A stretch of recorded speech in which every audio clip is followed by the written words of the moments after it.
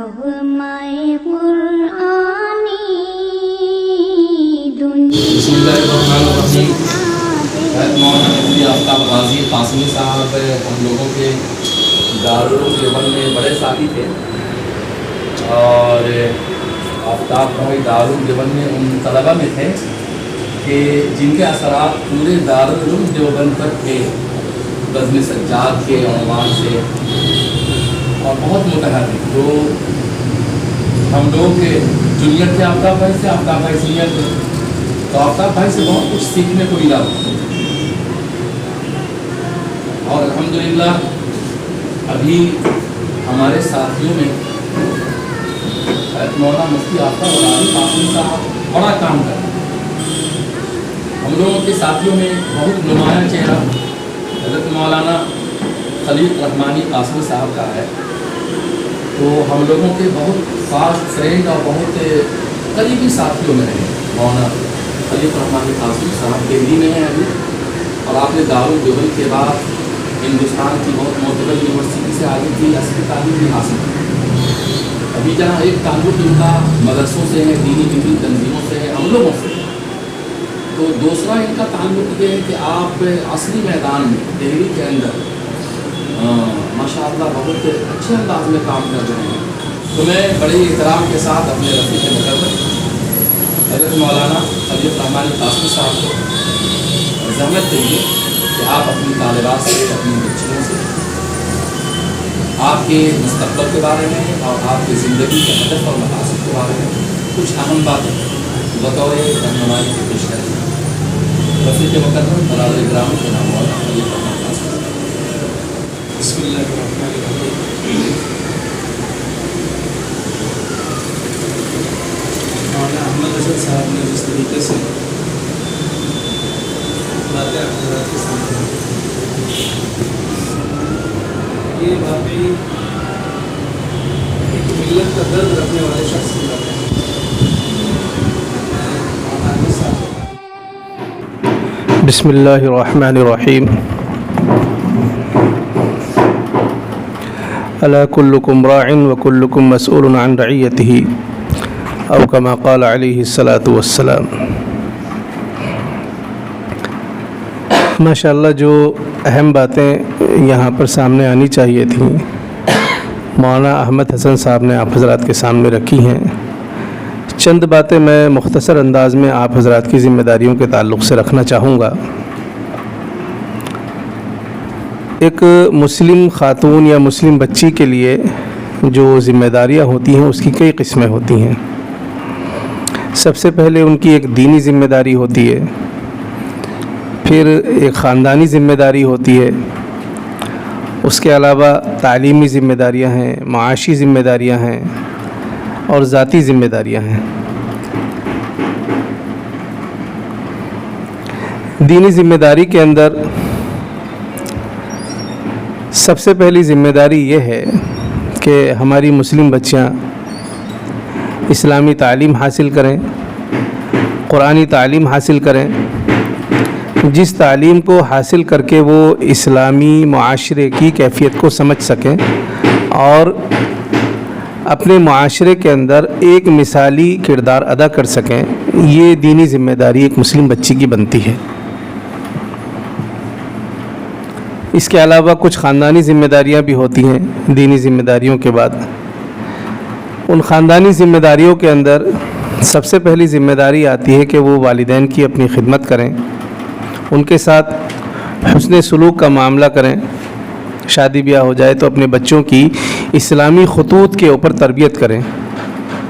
और इसके अलावा घरेलू जो ज़िम्मेदारियां हैं, एक मुश्तरका ख़ानदान होता है, उसके अंदर एक दूसरे के साथ मोहब्बत से पेश आएँ और एक मिसाली घर को जन्नत नुमा बनाने की कोशिश करें।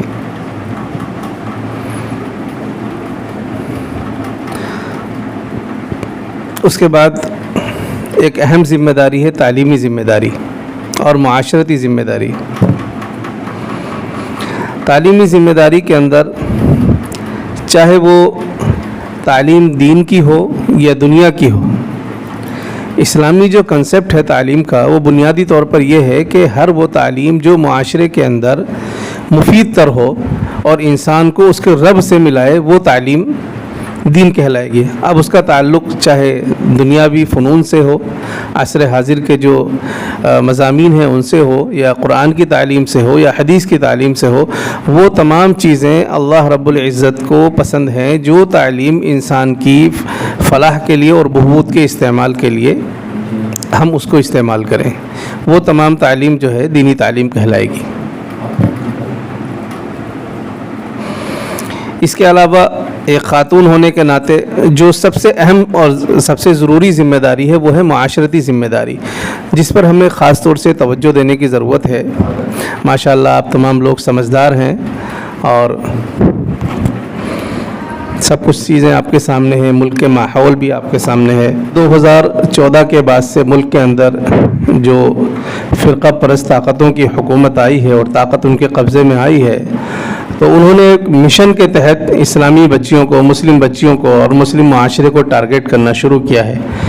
آئے دن آپ اخبارات کے اندر خبریں بھی پڑھتے رہتے ہیں کہ ہماری نوجوان بہنیں، بیٹیاں، ہمارے ہی سماج سے تعلق رکھنے والی، ہمارے ہی گھروں سے تعلق رکھنے والی بچیاں بے راہ روی کا شکار ہو کر کے دوسروں کے چنگل میں پڑ کر اپنی عزت اور اپنے ایمان سے بھی ہاتھ دھو بیٹھتی ہیں۔ تو اس موقع سے جو ہماری سب سے بڑی معاشرتی ذمہ داری ہوتی ہے وہ ہوتی ہے پردے کی ذمہ داری۔ اور پردے کی جو ذمہ داری ہوتی ہے یہ صرف ایک پردہ، ایک برقع پہن لینا، نقاب لگا لینا اور ایک سمبل جو ایک اسٹیٹس ہے مسلم لڑکیوں کا کہ پردہ، ایک برقع آ گیا، وہ نہیں ہے۔ پردے کے اندر ہر وہ شکل آئے گی جو ہمارے کردار کی حفاظت کرے۔ ہمارا کردار جس سے ہمارے والدین کی عزت کا تعلق ہو، جس سے ہماری اپنی ذات کا تعلق ہو، جس سے ہمارے معاشرے کا تعلق ہو کہ ہم معاشرے کے اندر کوئی ایسا قدم نہ اٹھا سکیں کہ جس سے ہماری پوری ملت کی رسوائی ہو سکے۔ یہ سب سے اہم ہماری معاشرتی ذمہ داری ہے جس پر ہمیں توجہ دینے کی ضرورت ہے۔ اس کے علاوہ معاشرتی ذمہ داری کے ساتھ ساتھ ہمیں ایک چیز پر اور توجہ دینی چاہیے، وہ ہے خدمت خلق۔ وہ ہے خدمت خلق۔ خدمت خلق کا پہلو اتنا وائڈ ہے کہ اس کے اندر اگر ہم کام کرنا چاہیں تو غیروں کو بھی اپنا بنا سکتے ہیں۔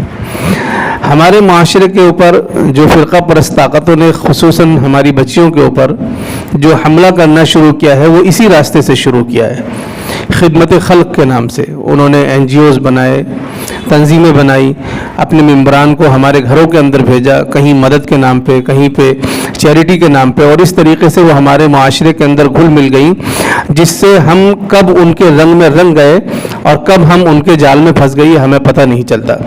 تو ہمیں خدمت خلق کرنا ہے اس انداز میں جو اللہ کے نبی علیہ الصلاۃ والسلام سے طریقہ ہمیں ملا ہے، کہ اپنی بہنوں کو، اپنی بچیوں کو اپنے معاشرے کے اندر دین کی تعلیم پہنچانا ہے اور اس لیول پہ پہنچانا ہے کہ جس لیول پر ایک مثالی معاشرہ ہمارا وجود میں آ سکے۔ اس طریقے سے خدمت خلق ہو۔ ان تمام چیزوں کے ساتھ ساتھ یہ مختصر سی باتیں تھیں، ایک ذاتی طور پہ جو کچھ ذمہ داریاں ہماری بنتی ہیں اس کے اندر ہمیں دیکھنا چاہیے۔ صحت کے تعلق سے ہمیں خاص طور سے دھیان رکھنا چاہیے، کیونکہ کسی بھی معاشرے کے اندر کام کرنے کے لیے اور کسی بھی لیول پہ کام کرنے کے لیے انسان کو یا تو پیسہ چاہیے ہوتا ہے یا صحت چاہیے ہوتی ہے۔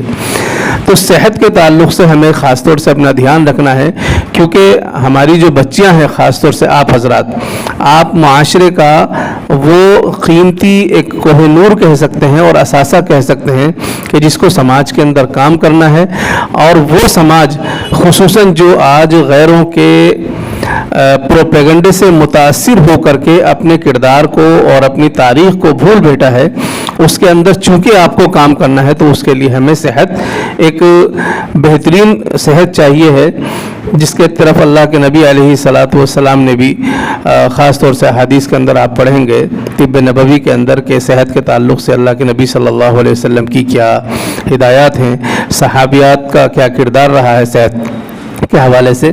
تو من جملہ طور پہ یہ تمام جو ذمہ داریاں ہم نے گنائی ہیں، معاشرتی ذمہ داری، خاندانی ذمہ داری، تعلیمی ذمہ داری، دینی ذمہ داری، ان تمام ذمہ داریوں کے اندر ہمیں صحت کی ضرورت پڑے گی. تو اس لیے آپ تمام حضرات سے یہی گزارش کروں گا, وقت تو ہے نہیں, مختصر سی باتیں تھی, کہ ان تمام چیزوں کو ذہن میں رکھیں, اپنی صحت کا بھی خیال رکھیں اور اپنے کردار کو پاکیزہ بنائیں, اور ایسا پاکیزہ بنائیں کہ لوگ دیکھ کر کے عش عش کریں. اللہ رب العزت ہم تمام کو دنیا اور آخرت کی سعادت نصیب فرمائے اور ہمارے اٹھنے بیٹھنے کو قبول فرمائے. وصلی اللہ تعالی علی خیر خلقہ محمد وآلہ وصحبہ اجمعین برحمتک یا ارحم الراحمین.